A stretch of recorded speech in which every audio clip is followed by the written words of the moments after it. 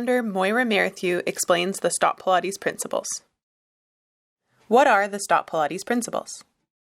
The STOTT Pilates Principles are the foundation of STOTT Pilates movement, and they include head and cervical placement because it's very important where we have our head on the spine in order to ensure that we don't get any neck issues. But to pay attention to head and cervical placement, we need to then also look at our rib cage. So rib cage placement directly relates to our spinal alignment. And STOTT Pilates is all about posture alignment, but really getting in and creating a very dynamic, resilient body. So we need to go deep. So then the pelvis would be another area, focusing pelvis on the femur, our thighs, and how that relates to the pelvis and the spine. Then from there, of course, how does the pelvis work in conjunction with your hips, knees, ankles, and feet? And if we take that, and then the scapula movement, right? Your shoulder blades and how that moves. If we take all those components and really get an understanding in ourselves of how they function, then when we go to work out, we are going to be much safer and we are going to get a lot more out of each exercise. Why is it important for people to understand these concepts? These concepts, we really put them together over the years because it's very difficult if you are to just always try and learn choreography of movement. But if you have a series of 5 or 6 areas that you're looking at in the body and making sure that they're all functioning together,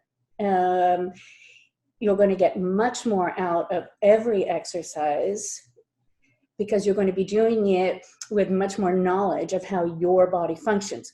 So first of all, these principles that are broken into things like breathing, shoulder girdle movement, rib cage, pelvis, right? We take it apart so that you as a client can first of all understand in your own body how you're functioning, because that's the first stage of then being able to understand how to make changes.